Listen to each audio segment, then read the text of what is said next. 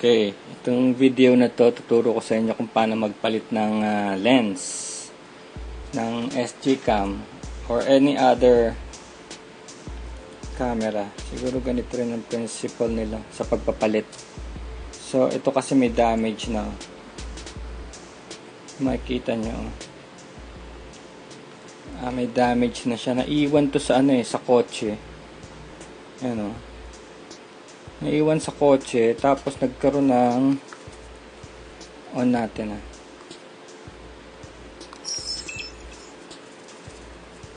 So this is SJ4000. Nagkaroon ng black, nakita niyo yan, black spot from there. So palitan natin to. So first, ang gagawin natin is turn the power off. Tanggalin natin yung yung card. So wala na yung card. Tanggalin natin yung battery. Ayan. Set aside natin yung battery. Tapos kailangan nating tanggalin to. Itong front plate na yan, wala namang humahawak dyan na screw eh. So mas maganda gumamit tayo ng plastic. Pwede tayo mag-cut ng plastic sa makapal na plastic container. Ayan, para hindi magasgas.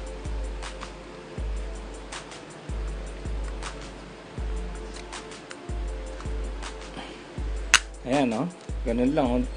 Nail ko na lang pala ginamit ko. Tapos alalay na lang. Para lang hindi magasgas yung yung plastic niya. So okay siya So yan ang ilalim niya. So from here, usually may glue ito doon Kaya pagka may glue, tatanggalin mo tong mga tornilyo niya. Ito 1, 2, 3, 4, 5, 6, 7, 8 wala na siyang glue. Ang glue na sinasabi ko yung parang sa glue stick, nilalagay doon nilalagay dito para lang hindi siya mag-turn pag naka-focus na, kasi niikot yan tignan niyo nafo-focus siya Kung mahaba nga lang to, pwede itong maging parang focusing ring, pwedeng i-focus. So pag papalitan mo lang, turn counterclockwise, unscrewing. Ayan, so yun yung CCD yun sa loob. So iwasan yung madumihan yan, kaya baligtad nyo muna.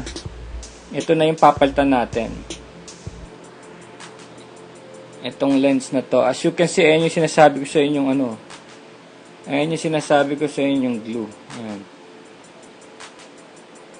may glue siya.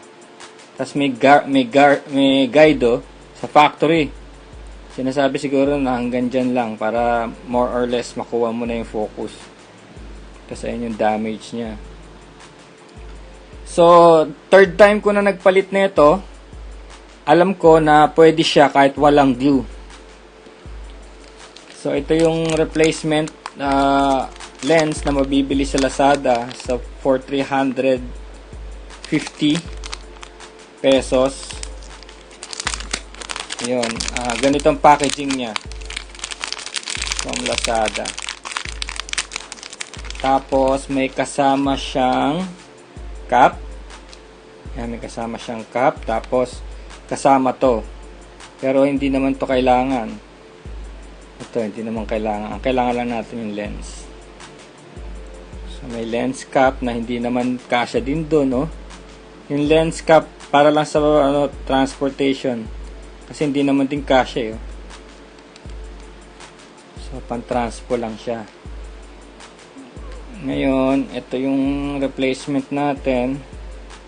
Kailangan malinis to, itong ilalim na to.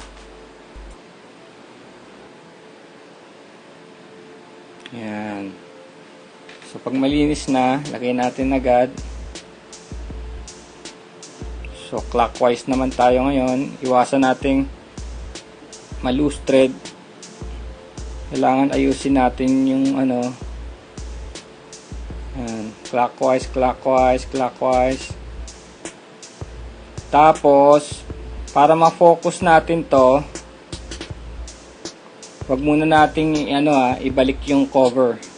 So napakadali lang, no? Ito lang ibabaw, no? Napakadali lang siya. Wag muna nating ibalik to. Lagay muna natin yung battery kasi i-focus natin siya dito sa LCD. Power on. Yan. So, paano tayo mag-focus? Nakikita nyo may mga laruan dun eh. May mga toys dun.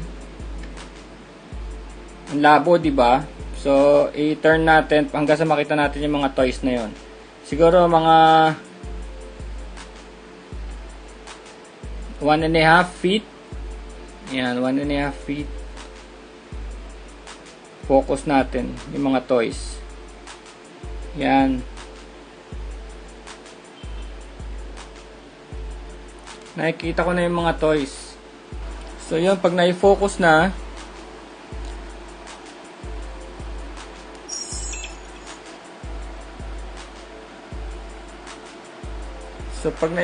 na natin, pwede na nating takpan. So, ang pagtatakip niya, ganito lang, oh. Balik mo lang na ganon. Tapos, yan, wala nang screw. And that's it. That's how you replace the lens. So, most of the time, gas-gas lang. Or dahil sa tagal na rin, sa tanda na rin niya, o sometimes sa sports, matatamaan, mababangga. So, importante na rin na alam nyo palitan para masalba nyo pa yung SJCAM nyo. So, yun lang mga kapatid. Peace! Okay, let's continue. Yung mga gustong makita yung loob nito, SJCAM 4,000. So, 1, 2, 3, 4, 5, 6, 7, 8 screws. Yan. Here. 2, 2, 4, 5, 6, 7. Okay. 8 screws.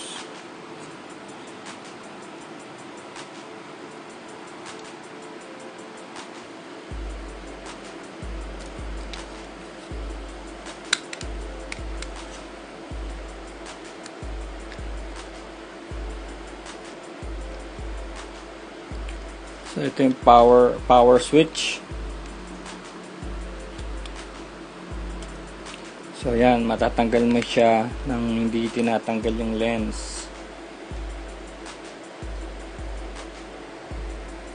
So, kung tatanggalin yung lens, ito lang. Counterclockwise.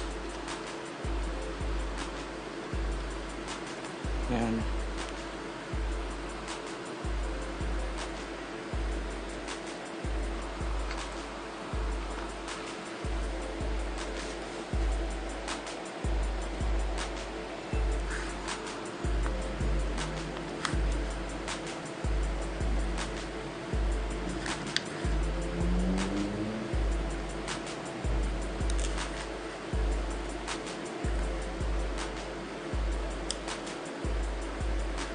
Ito kasing LCD, meron siyang cable meron siyang cable na naka-attach, ayan oh. See? Meron siyang cable dyan na kailangan nating tanggalin para ma-free up natin yung board, kundi naghahatakan sila eh. Dapat ang gamitin nyo ay mga plastic, kasi baka maka-damage kayo ng wire kung itong gagamitin nyo. Mga plastic lang. Hinahatak lang pala ito, hinahatak. Ayan oh. Hatakin mo na ganon. So pag na-free mo ng LCD, yan na, lalabas na to. See this screw? Itong screw na to, ito yung nag-hold dito sa battery box. So, unscrew natin para matanggal yung box. Ayan, o. So, isa lang yung screw nya. So, that's the inside pala, inside part. So, that's the inside of the SJCAM. Ngayon, sa microphone naman, kung magkakabit kayo ng external, ayun yung microphone, no?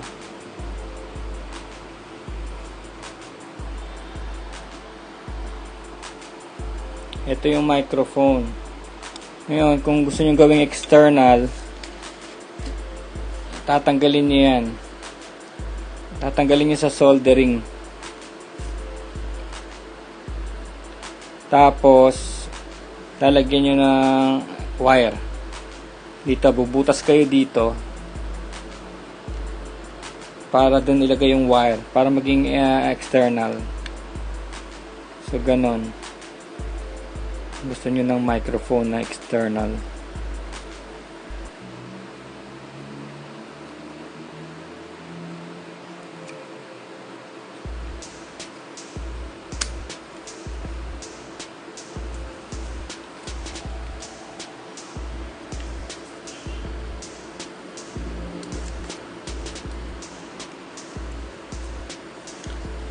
Paanda rin natin ng walang case.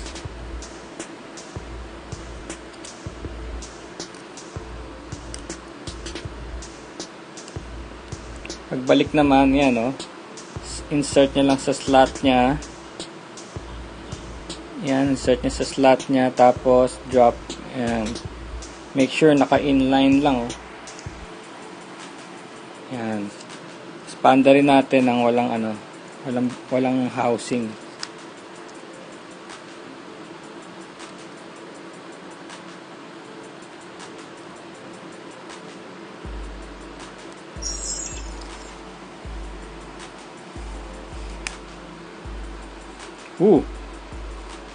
Wala lahat, oh. Wala siyang housing, wala rin siyang lens.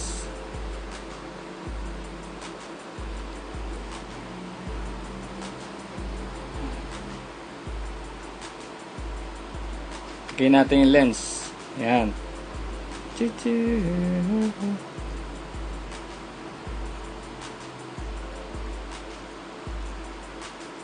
Clockwise lang. Yan na.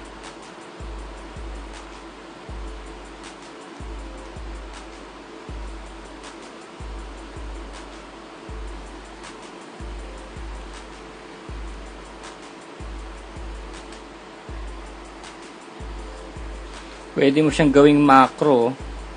Depende sa arrange kung saan naka-focus. Yan, o. Naka-macro mode siya. Pero pag inano mo rin sa malayo,